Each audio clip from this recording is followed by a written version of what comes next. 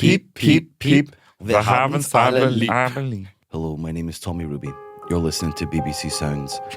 Over the last number of episodes of Young Hot Guys, we've allowed you to listen to the inane babblings of our protagonists.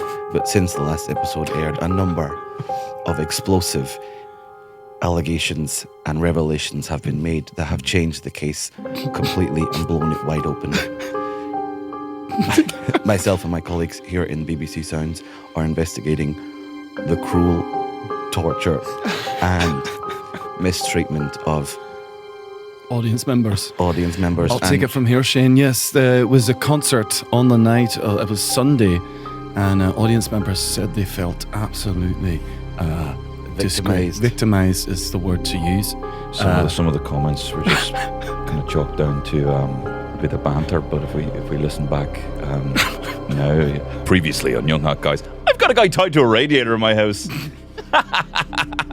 That was what you heard was Tony Cantwell. Can we do that? All but admitting to torturing a man attached to his radiator in his home, which he bought through embezzled funds from Re-Raw Lager. They're attractive. They're very attractive. Hot and loud. And a little bit sad. He was the best guy around. Oh my. Is it hot in here or what? You're an attractive guy. It's the fabulous Tony Cantwell. I'm talking about Shane Daniel Byrne.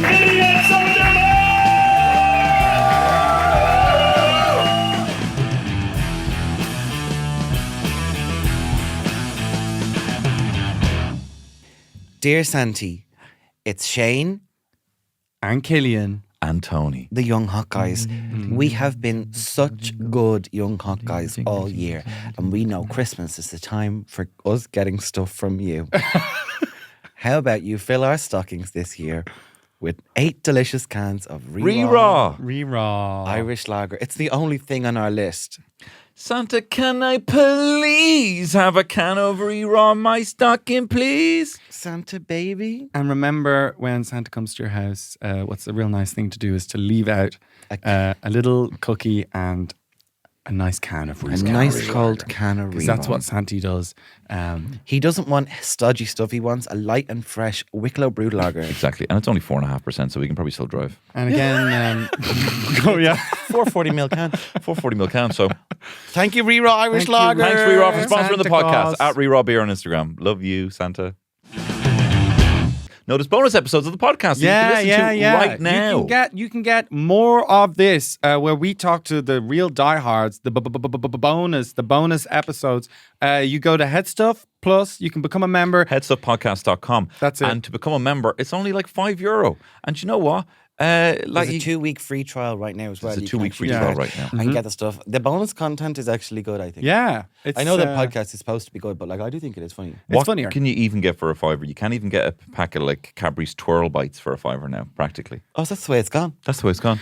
Yeah. Can't even get a Price and Grogan's for that money. You get toasty. Yeah, No, toasty. What's better than a toasty and Grogan's is bonus content from the Young Hot Guys, and you can do that on headstuffpodcast.org. Make the toasty at home. Save the €5. Give it to us. Save the Bambinos, go toasty, and do it tonight.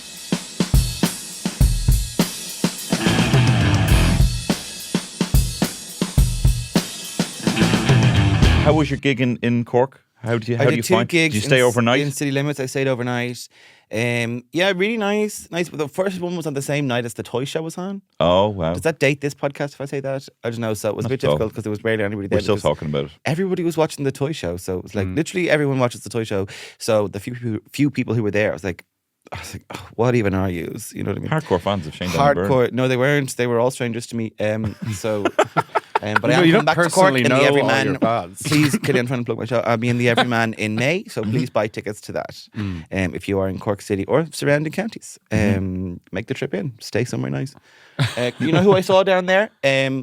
Michael Martin. Collins. Sorry, go on. Michael Martin, just Was as good he? as Michael Collins. Yeah, he was down there launching something. I was just strolling up the street, Curtin Street, and they've redeveloped it, and he was launching something, but I didn't stay. I was going to try and do some kind of funny social media video, but it took so long for the mayor of Cork spoke as if he was shouting, you know, the way they talk into the microphone at Croke Park when they say, yeah. "To us on Dowd August, thanks to my wife, and all our wives are amazing," and you know, he was bellowing into there was like an assembled crowd of whatever, 15, 16 people. It was this weird launch of a Saturday morning for some reason of some kind of public transport infrastructure on McCurtain Street. I don't know, text in, let us know what was going on. And you were there and I was row. like, I was trying to, I was just walking by and I was like, you're on your own. So I was like, I'll try and get a video with the Tánaiste. That's kind of funny. But the guy was bellowing so loud, the Mayor of Cork, that I just was like, I'm out of here. I can't do this. He's our peer, Micheál Martin. You know, he's been in this very room. This very room? This very room. Fellow podcaster, Micheál Martin. Anna emailed Micheál Martin the other day. Oh yeah, in anger about like he went to Israel and all this kind of, of course, stuff. Of course, sent him an email. And Anna is amazing, wonderful, very intelligent person, but she words sometimes is kind of words and phrases. She sometimes does things wrong. So and you know when you usually email TDs and stuff like that, you get a copy and paste thing, and you just put it in and you put your name in or whatever. This time she was like, do you know what? Writing from the heart. Right from the heart, sweet. Because I was really upset about whatever your stances of this kind of thing. So she emailed him and she was writing from the heart, but then like read it back after she'd written it, and some of the things she said. She was like, "Dear Micheál Martin, I am outraged at your actions in regards to the situation in Palestine and Gaza. You need to know that the Irish people who condone genocide." Oh no. And then she went on and wrote her whole thing and then like penned it, looked it through, sent it, and was like, yeah, that was pretty good. Reread it and then went, oh no. And then just her email to Micheál Martin just has a reply underneath that just says, spelling correction. Irish people who do not condone genocide. Oh God! I was getting a lift once as a teenager. When my mum's giving me and my friend there in a lift, and she was talking with some teacher. We were in school like at the time, and she was talking with some teacher, and he called her precocious. He kept saying she was precocious because she was bold, whatever. And but the word she said was, she got it wrong. She's like, he always just says I'm so promiscuous. And I was like, what? My mother was thinking, I actually have this. Can I read these? Right? I don't know if I love when people get things wrong. I love like it. I love it. These My brother Josh, he was best man at his friend James's wedding, and James is a guy who makes these. He's a very intelligent man, but he makes these mistakes. So they were drinking in Lake Bled when they were interrailing, and they were drinking cans at this gazebo by the lake, and gazebo is the word here. And the next night they were like, what will we do now? And he's like, what we do later? We just go down and have a drink in the gulag again? And then he said, the fucking gulag. Gulag. And then he had the another one. gulag, mate. He has more. That's just the tip of the ice cube. I love that. Come down off your pendulum instead of. Oh, you don't like that one? Come down off your pedestal. Oh God! Okay, we'll edit that one out. And then leaving the house on a particularly sunny day in Dublin, he looked up and said, "Jesus, it's like the Spanish Armada out here," which I quite like as well. What does that mean? What is that? As in, it's like the Spanish, Costa del Sol, but he says it's like Spanish Armada. And then my favorite one, the last one, he said, "Now that just wouldn't be my bag of tea." Bag of tea. Not even tea bag. I bag love of that. She's I really hope he can sense. She kind of has like a different. She basically, I don't think she understands that phrases have meanings. So what she does is she just says phrases, all the phrases, at any point where she just kind of feels a vibe where you need to put one in here. So she says the phrase correctly, but just in the completely wrong circumstance. So there's one time, like for example, she was at a work meeting, and it was like film, and they were on the last day of the production, and they were all working on different things, and she was at the meeting. It was in the middle of the day, and they were like, "So you need to go here, you need to go there, and you need to do this. Is that all right? Does everyone have that?" And everyone was like, "Yeah, we're going to go." And I was like, "All right, sweet. Well, I think I'm going to go hit the hay." And they were like, "What?" And she's like, "I'm going to go hit the hay." And then she just walked out. What? I don't know what she thought. I think she maybe felt like it meant like I'm gonna go or something. Well, hit the hay means sleep. Hit the road. Hit the hay means I'm gonna go to sleep. So she just was in a work meeting and just went, "All right, guys, I think I'm gonna hit the hay." In work? Oh, it was a social thing. No, it was a work thing. And then she just walked out of the room, and everyone was like, Oh. "Did she just say she's going to bed?" I snorted for that one. I like it a lot. Oh God. I've got some from my wife is constantly misspeaking. I actually have a little folder here of Terryisms. Oh, great. One is, right, it's just coincidence you brought it up. This is amazing that we have these saved on our phones. I can't get over it, like they're just ready to go. People think we prepare this podcast. We don't. It's purely at out all. of our arseholes. This is it. She was talking about like anxiety and kids suffering from anxiety and like, dealing with how kids are suffering from anxiety. And she goes, yeah, it really is a 20-headed spider. What does that mean? And it's just like, I think she meant to say it's as mad as a bag of spiders or something like that. Yeah. Really is a 20-headed It's a spider. 20-headed spider. And then she was all like, there was something reckless someone did, and she's like, that's just dancing with stupidity. Oh, that's pure dancing with stupidity. And then she just messes up words and jumbles them together. Like she doesn't know how to say Sigourney Weaver, so she just doesn't very even few try. people do. And and now Ripley from Alien.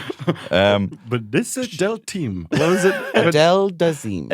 Adele Dazeem. The wickedly talented Adele Dazeem. She calls Ben Affleck Ben Affleck. Oh, that's Like kind Jenna of Fleck. Yeah, I like It's that kinda actually. cute. That's good. And one time she said sticky lip gloss, and she said strippy lickless. So a couple of cute ones. I feel like I should have gone first. I do. I do like those things. When does your brain start to turn to pure? I couldn't remember a fella's name the other day for ages, and I texted my friends and I was like, "What's your man's name?" And they're like, "Sent me his surname." It was and I was like, probably "Oh yeah, John. that was it." His name was John. Yeah, because whenever it's John, couldn't you're remember like, his- it's obviously not going to be John. No, I couldn't remember his Oh. surname. Oh, I couldn't remember. okay. I was like, "What?" Anyway, I texted the gals and they wrote back. But I was like, someone else was like, I said, am I losing my mind? And she's like, no, it's happened to me as well. I was like, is this the start of the decline? And I was like, when does your brain just turn to mush? Like, your parents say just absolute rubbish sentences. Like my mum, we used to put them up when we were teenagers. We'd stick them up on the fridge. Stuff, my brother would print them and stick stupid stuff my parents said on the fridge. Like my mum would say stuff like, what's that film in it with your man in it and the woman and the other fella? I want to just live in that. No, but the annoying thing is I always know. Yeah, I always know, always yeah, know. She yeah. goes like, what's that film where the guy's in it and he does that thing? You're like, oh, 127 hours. Yeah. He gets stuck in the canyon. I'm always like with Terry, like, no, you're not thinking of it. It's actually Denzel Washington, and the movie is You're Training Day. overstepping. Yeah. You also know when they're speaking. My mom called. We had dinner the other day. We have an event in our house called. We have dinners on birthdays, so you might get a takeaway in the house, whatever. And then we have one called the joint. We call it, which is 2 people's birthdays at once. And now there's about 4 people in the joint because new people have joined the family through relationships and whatnot. And it's called the joint. And we had the joint the other day. I think they're all called joints now. Anyway, that's not very interesting or colourful, but just a bit of texture to my life. No, but no, it is please. like my granddad said once at dinner table, he was like, on Sundays when we were younger, we used to have a big massive joint. Oh, yeah. Because it used to be a joint of lamb or something like that. Or I don't know. But my mother spoke to me. She said she's used all. You know when they're speaking to you, even if they don't say your name. My mother was like, she meant to say, Shane, go up and get that, and she went, Josh, Gary, Adam, go up and get the thing. And it was like, you said all 3 other names and not mine. But I still know you meant me. Like I still knew that's who I still knew she was speaking to me. So it's this weird thing. When I was a teenager, my friend had a big barbecue. And it was when those lifty up barbecues were coming in as a thing. And I was a teenager and I was having dinner there in his house for whatever reason. And then and his granny and all was there. And I think she was kind of a quiet granny, had maybe seen all or something. And we were sitting there having the dinner, and then they were delighted with this barbecue, and then the mom said, we were like 15, 16, and his mom said, it's brilliant, the barbecue. I mean, it's huge. You could have a big joint on it. And we all were like, and it was like, when you're in someone else's house, and I was trying to be on best behaviour, and then like a few minutes passed, and I did it again. I was like, I was laughing again. Remember my granddad used to call Jif Jip. And he'd be all like, we'd have like pancakes. Remember they had like, it wasn't Jif, but you could get like lemon in a lemon shaped pot. And it was also called Jif, but it was not something. See, that in those days, you could get the lemon juice. It was Jif, was the brand. Jif, but then there was all that Jif. There was all that Jif. They wanted to do it. And then they said, we didn't have the kids today going with their water bottles to school. We used to drink vinegar. we used to drink Jip over lemon. It wasn't the wine vinegar. It was, they've all balsamic. It was brown vinegar we had in those days. And you'd be glad of it. That's the thing. You'd be glad of that, wouldn't you? You'd be glad of a glass of vinegar. Do you know what I mean? No, but he'd always say like we'd have pancakes or whatever, and he's like, "Do you want a bit of Jip on your pancakes? Do you want a bit of Jip on your pancakes?" And he'd say to my mum like, Carl, I'm trying to wash those dishes, but I'm no Jim. My first job, I was a fruit and veg salesman and Sales boy. sales boy. Wow. I guess I was only 17, and I had a particularly bad day. And it was very sunny, and I realized they dropped me off in an estate that I'd already done the week before because I literally knocked on a guy's door. He opened it up. I recognized him, and he recognized me, but like I still had to go through with it. So I went, "Just some fruit and veg," and he kind of looked at me. He was like, "You were here like 3 days ago," and he was like, "No." And I was like, cool. And then I just closed the door and I just walked to the shops and got an ice cream and sat on a bench. And the lad picked me up. You know, when you're 17, you're just a fucking idiot. Yeah. So he picked me up and he was like, "Oh, ice cream finished early. Did you sell a few boxes? Did you?" I was like, "No, I didn't sell any." And he's like, "What the fuck? What do you mean?" He's like, "Oh, you dropped me off here 3 days ago." And he's like, "Why didn't you call me? Why didn't you call me?" I was like, "I don't know. It just felt like having an ice cream and just chilling." So then for the rest of the time that I worked there, they all called me HB. And I was done with the sales door to door after that. It's hard door-to-door sales. It is tough. Yeah, I wasn't very good at it. I used to do door-to-door sales as just power washing. That's Oh, yeah? yeah. Wow. The key is just add 50 quid on the more of the house you see. Quid. You know, only a chump idiot would agree to it. But I think we had one in the 10 years I did it. yeah, one fella did it, but it was worth it. Yeah, Little Nancy boy he was. Little Jesse. I had to do door-to-door sales one time. Well, like I didn't want to. Like I remember I had to get like my first job, and I didn't want to. You know when you just have a list of stuff you don't want to do, being like, I don't want to work in a restaurant, I don't want to work in retail, I don't want to do this, don't want to do that. You know, so I just was looking up mad jobs on like fucking Craigslist or whatever the equivalent was in like 2003 or whatever, or 2005, and I saw one that was like 2004. What did we? It couldn't have been 2004, could it? 2002 maybe. And I found some place that was like on Parnell Street. There was like it was just like door-to-door sales, and they were like, "Okay, come wear a suit, you know, for the interview."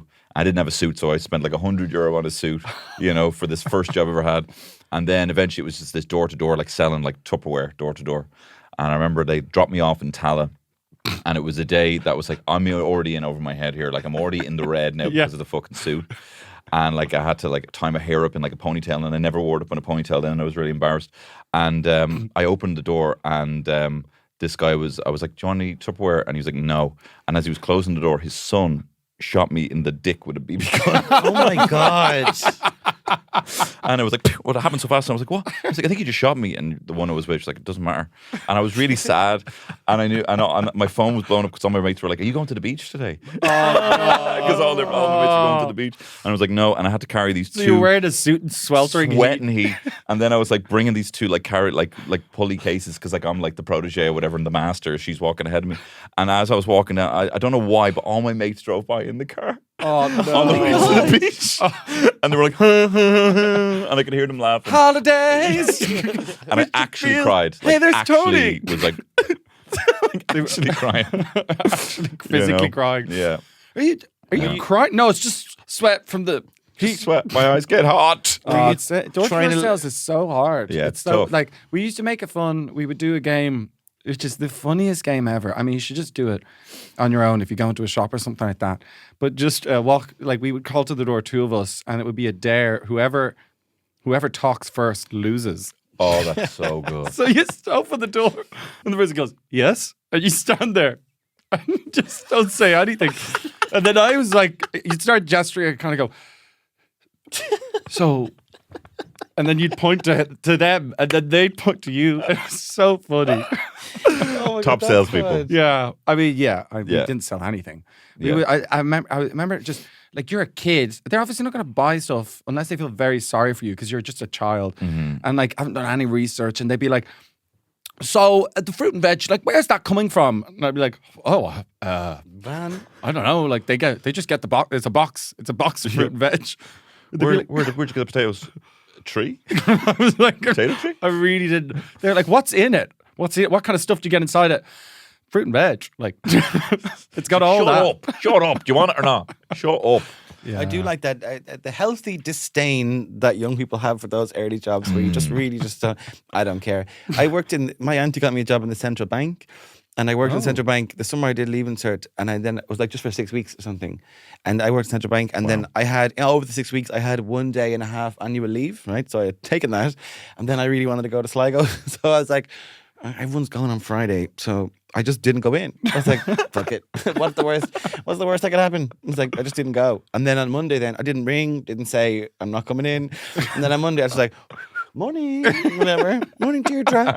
And then the boss man, like, who obviously does not need to speak, head of department, doesn't need to speak to this 16-year-old whose whole job, or 17-year-old, our whole job was to, actually, I signed a confidentiality agreement, but it would basically look through this filing cabinet. It was our whole job. There used to be an attic on the roof of Central Bank, and it was like you had to go and get a key off a guy and then the key in the lift. So when you were up there, you could do as you please because you had the key and people couldn't get there unless. Oh, great. Oh, wow. So I would go around, we'd just like swing on the chairs. Dance. But there was this guy I was working with, and he was so dull. He was so boring. And I'd be like, I remember saying to him that I was, when you're kind of like, I need to create fun here. This is too boring. And I was like, would you push me on this chair? That's the chair. I was like, push me. So you like fuck around. But yeah, I just think that was fun. Like, So formal. like I had to kind of. I was like, you're not going to spontaneously go. I'll push you. I will. He was a I real will, yeah. geek Why don't you push me? Would you think about pushing me on this chair? See how It's far I not can how go fun in works, one- because it's like naturally happens, but you're trying to create. Why don't you give me a little push? How Yeah. about you push me in the chair because it'll be a bit faster. So I was swinging around the chair. But anyway, we didn't find anything. We were supposed to find, the whole point of our job was to look for these things and confirm that they had indeed been burnt. So they were all burnt. But I didn't go in. And then the man was like, the next morning, on the Monday morning, he was like, you see, and there was this bitch, right? Her Wow, name's holy Deirdre, shit. right? I'm only 17. Oh. And she was there and she was like, had this scowl on her face at me. She's not my boss. She was kind of like, he told her to tell me she would tell you, go find the key. She's not my boss. She's like, we thought you quit. And I was like, oh, sorry about that. Okay. And I like you horrible. reverted to teenager there where you're like, she was not my boss. Like, You're not my boss. She's kind of acting like I she know was it's my boss. Beachley. She wasn't my boss. She was like, Deirdre, fuck off. I didn't say that, but it felt like it, I wish someone told you before you get those jobs that like you just have to do stuff that you don't want to do. Like you kind of have to eat shit. I wish someone was like, just you're going to eat shit. Like that's the job. Like whatever fine. it is, you're just going to eat shit. Don't worry about it. Like I remember like working in Top Man and like it was one of my first jobs. And I got someone sent me a picture of the roster or sent me like the text of the roster. And I was like, hey, you have me in on Saturday. But I was kind of hoping to do something on Saturday. Yeah. And he's like, that's not how this works. Like you're in the hours. And I'm like, what? But like, can I not go in like on Sunday? Like I booked my first Sunday. And I'm like, no, like you're in when you're in. And I remember when I worked in Dunn's, I got a job in Dunn's. It was actually my first job. And it was at Christmas time just for a bit, like they're looking for extra holiday stuff. Yeah. And I went in and I had to do like the initiation and everyone like watch the video. And they gave out like the top or whatever, the uniform. And they gave me like this kind of prepackaged little thing. And it said whatever, medium. And there was this girl beside me and she got hers and it said extra large. And she was like, oh. And I was like, here, look, we'll just swap. Like, I don't mind. Like, I'll take the extra large. Because I was trying to kiss her, I think, Okay, maybe. Or sure. something, Yeah. You know. Okay. And Maybe top her. I do nice things for women now without that expectation, but I was, like, we're 16 or Back whatever. then, yeah. But anyway, Feminism hadn't been invented. then. feminism. Well, I hadn't heard of Feminism it. and You know. feminism. What? Feminism? We need to have a talk about the rise Felfeminism. of feminism. But then so we swapped and I put on mine and it was a fucking dress. And then she stands up and she's like 6'7" and this top is like up to like a belly top. She could have worn the extra large. So like for the whole time I'm working there, I'm like hovering around like Mr. Burns in a little dress, like a little ghoul. And like I remember like the first day it was like you finish at 5. So we got to like, I was looking at like, 4:45, 4:50, 4:55, 5. And I just walked. Like I walked without saying anything to anyone, Yeah. And like I just picture them being like, where's Tony? Been to see me like walking off in my little dress. Without telling anyone. Yeah, I remember that where you kind of like when because I worked in restaurants as like kitchen porter and stuff like that, and like the time where small businesses like that they will keep you as long as they won't tell you can go. Like they want you to stay and work as long as possible, because they're paying you like €8 an hour and you're keeping the things going. So they were like they would try. They try to keep you as long as you want, and like you're this kid who doesn't really know what you're supposed to do. You're like, how do I leave here? Like, I remember being like, the first few weeks I was working there and I'd be like in till 5, but it'd be insanely busy. It's a kitchen shift is coming in and stuff like that. So I'm like, I'm supposed to go home, but I don't know, like, like what happens? So I just end up working till like 8. And then maybe the chef would be like, Killian, when are you supposed to be here till? I was like, 5 o'clock. They're like, what the fuck are you still doing here? Yeah, like, I don't know. How do I leave? Like, how do I get out of here? Yeah. I one time had a job when we were in college, and it was just for a day, and they said we'll give you, it was €70 from like 10 till 3 or something. And we were like, oh my God, incredible. Yeah. And then we got there and it was all changed. The guy who organised the job for us didn't turn up. We're like, that was weird. And then we thought we might have been on a Candid Camera show. All it was that we had to have clickers down the Docklands, and Click, which was the new up and coming area at the time. It's just 20 years ago now. It wasn't that long ago. But anyway, you'd have these clickers and you'd click everybody who walked by you. And we were like, it was actually €50 and it was 10 till 5. So it was like really crap money. Oh, wow. And they did this like little intro with us where we all went and said our names and what we were doing, whatever. And then we were like, this is weird. I don't like this. So me and my friend, we happened by fluke to be scheduled on the first break together. The first break. So we had half an hour clicking and then we were going to go on our break and then wait for work for the next 7 hours or whatever without a break.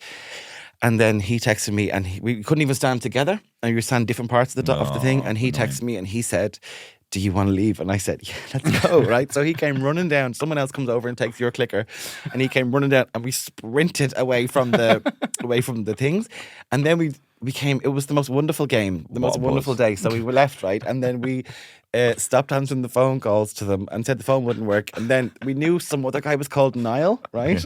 And then, first of all, we diverted our phone calls to a salon, and then we watched the salon keep getting phone calls. So they kept ringing, and then they would text you and go, hey, can't get you, keep getting someone else, some problem with your number. And then we texted back at one point and said, hi, Carol, I'm actually back counting on Quint Street, a street we made up, Quint.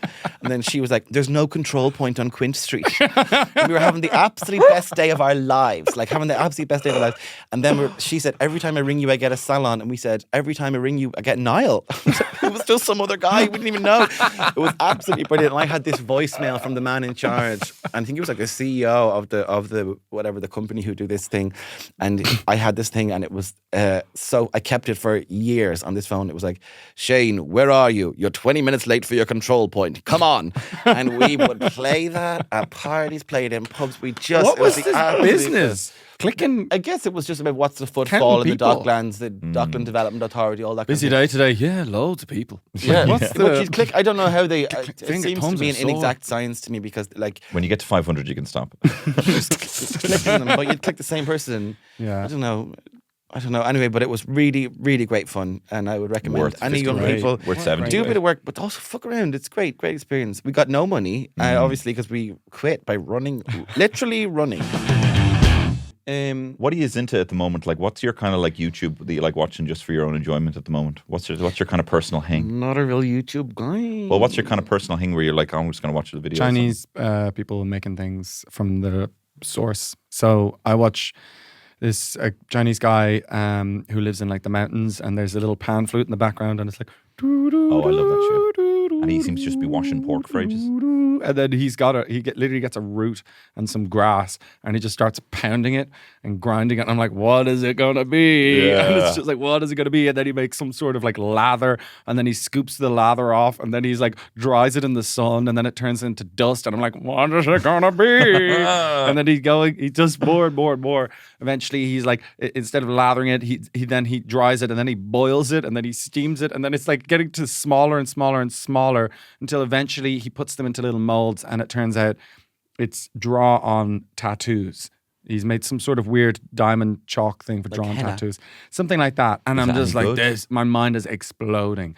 It's like, doo-doo-doo. There's a woman who does it on YouTube. She's amazing. But all the comments underneath, she's like this beautiful woman, this Chinese lady who's able to make everything from its source. And all the comments underneath are just from these American men who are just doing their, like, she's obviously a very wealthy person. She's got like one of the biggest YouTube channels in the world, and all these American men are kind of like, "Hey, if we want, I would marry. You should come and live with me. I love you so much. I will give you a house. I will give you a, like, bitch. She fucking Is this not owns just you." Ian Stafford's YouTube? But they're like, "Oh, fucking, I would like, you know, I would give you a great life here in Massachusetts." And it's like, man, she's living the life. Yeah. It's the ideal life. That's very entitled That's my thinking. YouTube. I like watching. There's a guy who does these kind of POVs on TikTok of him just living his life, and he has a big, massive bachelor pad and loads of just like really futuristic stuff that also looks. I mean, I always see the first comment is all like, "This looks both really expensive and really cheap at the same time," and it's always the same comment because it's like he'll have like a lot of Roombas. He'll have like his fruit in like a bowl that has like some sort of like he puts like what looks like a little pit like a JBL speaker that just seems to like I don't know clean the fruit or something like this. Yeah, I've seen that. You know, and all this stuff, and he's got like robots kind of. But all he does is just open his drawer, take out a wad of cash, and he takes like loads of cash, put it in his hand, yes, and then like bring a carton of cigarettes, and then just sit out in like on like a bit of plastic furniture, cane and smokes, drinking like WKDs. Yeah, I watched this guy too, and that's his whole life. And I kind of want it. So Yeah. it's kind of like if I were just to give into my base urge, it would be to have robots cleaning my gaff and me just be caning fags and drinking WKDs, I think. I really like his little drawer of cash and his big kind of very clean cigarette packets. Yeah. There's something plastic and nice about them. That's the life. That's kind of my buzz. That's what at we're the aiming moment. for. I mean, hopefully. With the podcast can allow us to do that. Yeah. It's allowing us to fulfill our dreams already. Well, what I love about having a partner is it kind of prohibits me from the life that I think that I want is not what's best for me. Do you know what I mean? I feel like if I actually listen to myself of what I want, which is just to sit in my car eating like a munch box of Chinese, which is what I want, you know, but like that is not leading me down the direct path. You know, I think I need to have the bumpers on. I think my wife is a big pair of bumpers. She has a big pair of bumpers on her, and she, you know, I've seen keeps her me bumpers. from actually going into the gutter. Do you know what I mean? Sweet bumpers. You know what I mean? So I think it's good that it benefits me. Yeah. Well, that's good. Do you offer anything to her? No, and she let that slip recently. She was like, "What do you do?" What do you do around here? You know, but then she'll like, you know, you're a good father. Blah blah. You blah, open know. jars. Yeah. Once they figure out how to open jars. Once she figures out how to get something on the TV, you know, Yeah. like we have like a dodgy box, and you know, Should you be saying that? Because they actually not. are cutting down. I think that they were saying they're really going to go heavy on the dodgy boxes this year. no, probably not. But So then you we don't also- have a dodgy box? No, I do have a dodgy box, Okay. but just for the sake of this, I have the iPlayer downloaded on my little Fire Stick, but I have to have a VPN to use the iPlayer. Okay. So we watch MasterChef: The Professionals, and like.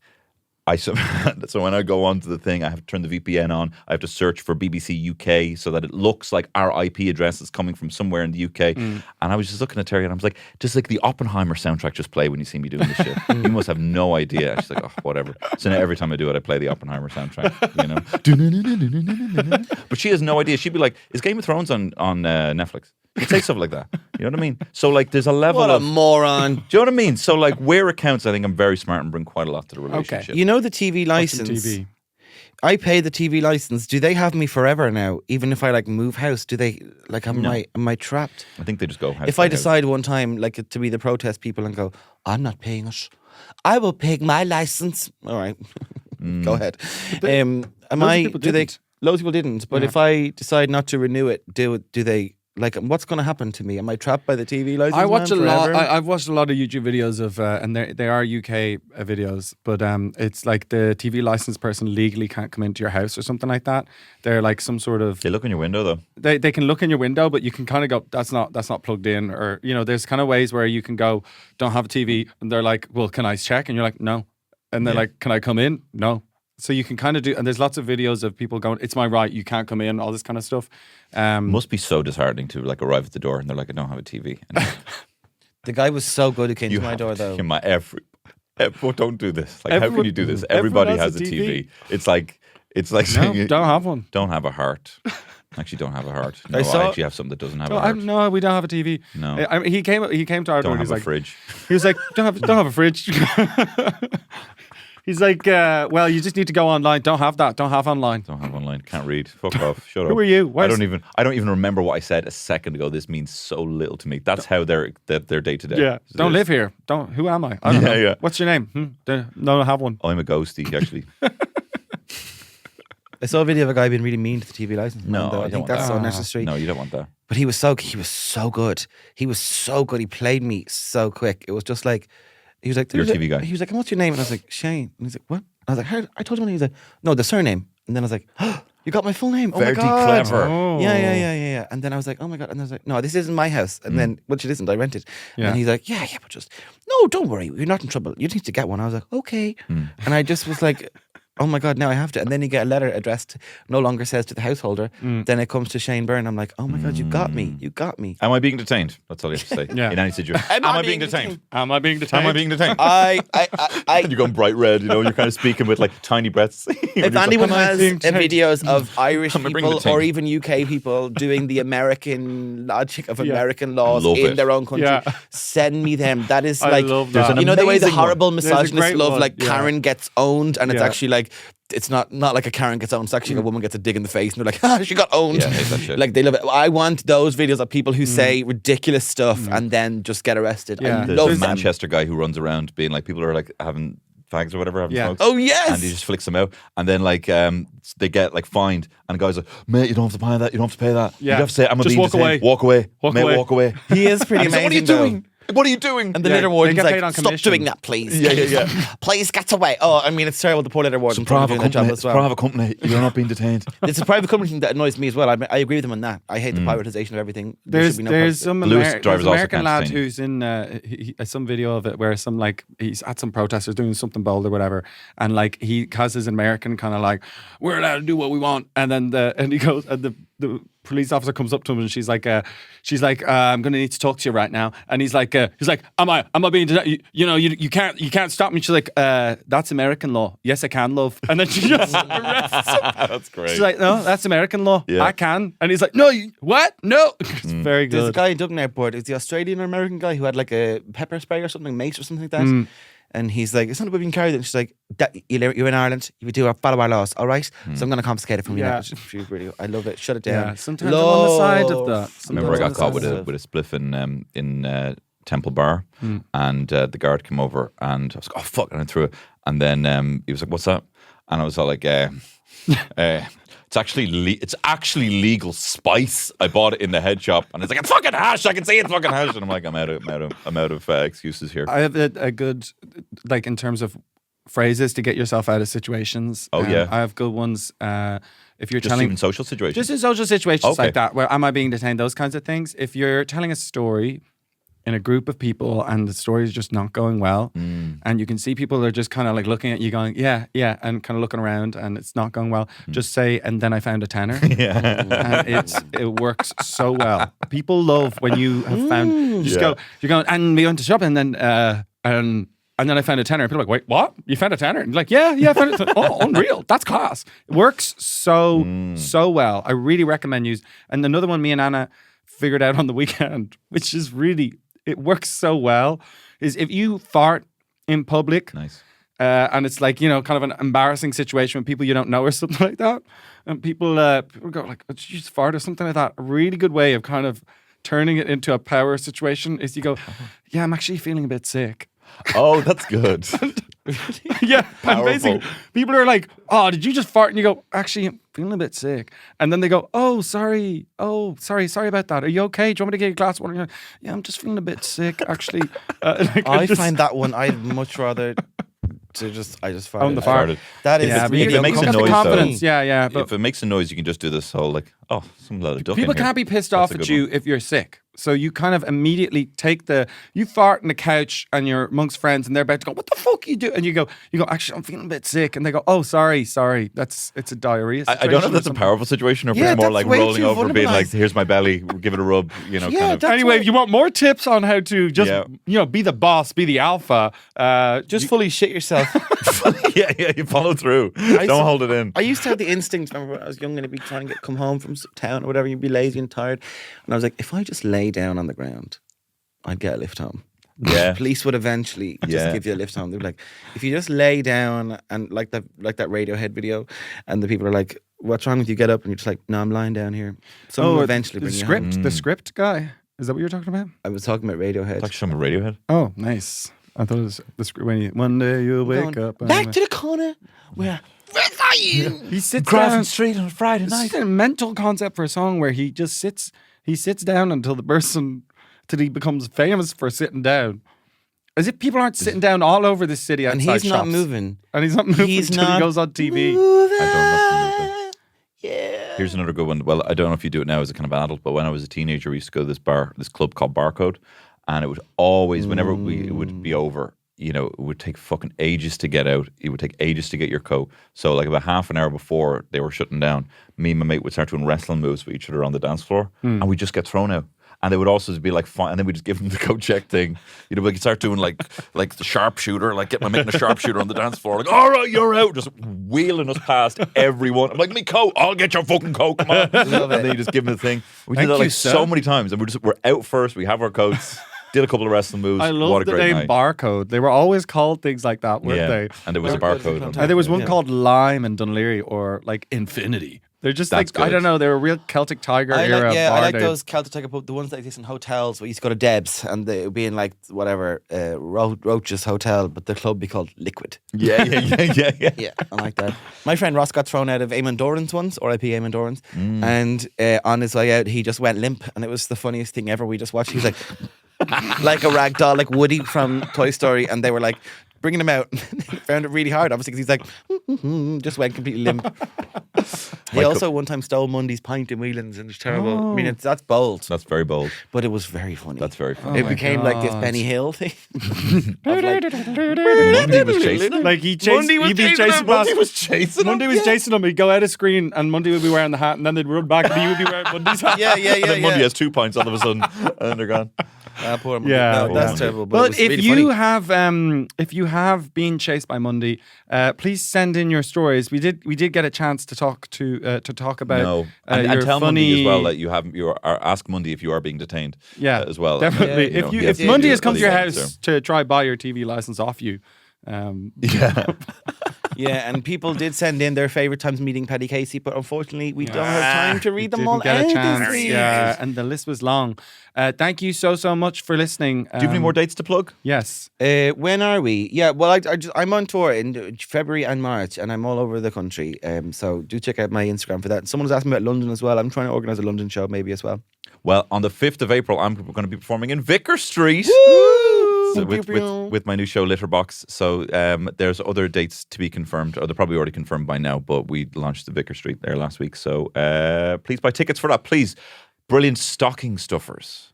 Yes. Yes. So get so many to fill your An stocking experience. with. An experience. This is what the Zoomers love. Experiences. And it's a night you won't forget with your old pal TC. 23rd of December. The Sleaze are doing their sleazy Christmas gig. Okay. This is one of those things where, you know, you do something once and you're like, this is something we do it every now, year. yeah. So this is the second year of doing it, which will officially make it an annual Yeah, tradition. That's cute. So we do this every year. We get everyone together and we have a great night at Christmas. It's really fun. Where's it's it just us. It's on in Soundhouse. I think that's the Wiley Fox. Yeah. Very cool. And it's going to be a really fun night. Tickets are on the Sleaze Instagram or something like that. Look, So- don't be going into Grafton Street on Christmas Eve looking No. for Bono or Dermot Kennedy or anything like that. Go Or to the Imelda Sleaze on May the might be there 23rd. doing an Al poem. I know we're at the end of the podcast, but jeez. I'm going to do a story for you and a poem. Ireland, Dublin. Shut up, Imelda May. Would you? I like I her don't know, I poems. like her. Oh, no, I don't. I think she's good. I think she's a good poem. I don't know. I shouldn't have said that. Anyway. We'll come to the Sleaze. Happy Christmas. Sleigh bells. Da, da, da, da, da, da, da. Feliz Navidad. They're attractive. Very attractive. Hot and loud. And a little bit sad. He was the best guy around. Oh my, is it hot in here or what? You're an attractive guy. It's the fabulous Tony Cantwell. I'm talking about Shane Daniel Byrne. Killian, Sundermann!